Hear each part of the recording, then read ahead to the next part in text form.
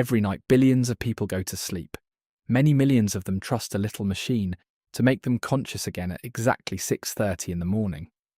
So what did people do before alarm clocks? For most people, for most of history, this wasn't much of a problem.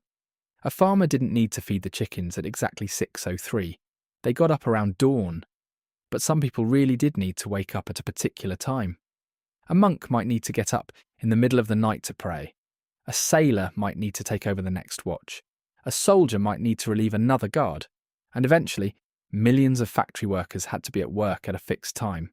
So how did they do it? One solution was simple. Someone who was already awake woke everyone else.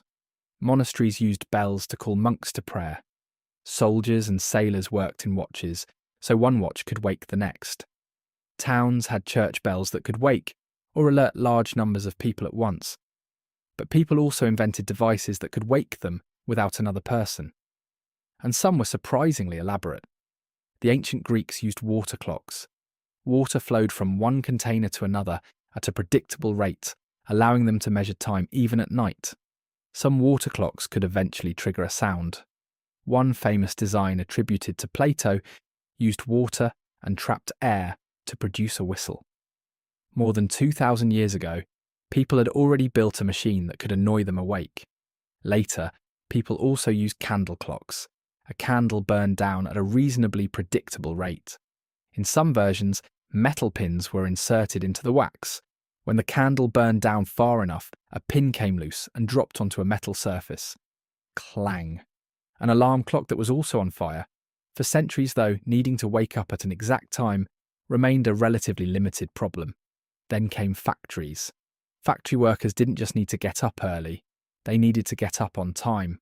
A factory might have hundreds of workers starting together. Workers could lose wages or be fined for arriving late. And in winter, a shift could begin long before sunrise. Suddenly, huge numbers of ordinary people needed a reliable way to wake up at 5 or 6 in the morning.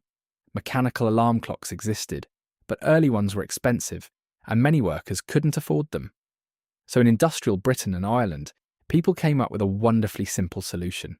They hired another person to wake them up. They were called knocker-uppers. You paid a knocker-upper, told them what time you needed to wake up, and early in the morning they came to your house and knocked on your window. If you lived upstairs, they used a stick, a very long stick. Some carried poles long enough to reach windows several stories above the street.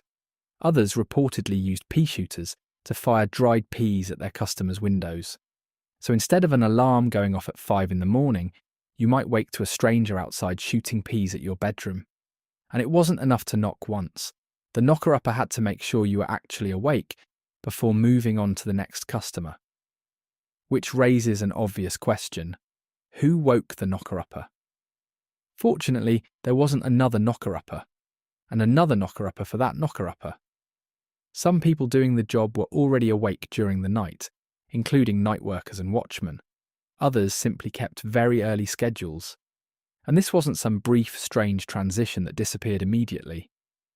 Knocker-uppers were still working in parts of Britain well into the 20th century.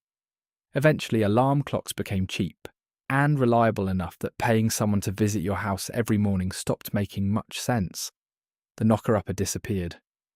So before alarm clocks, people had plenty of ways to wake up when it mattered. They woke each other. They rang bells. They built clocks powered by water.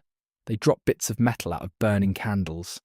And eventually they paid strangers to walk around in the dark, poking their bedroom windows with enormous sticks, all to solve the same problem your phone solves every morning, getting you out of bed when you'd really rather stay there.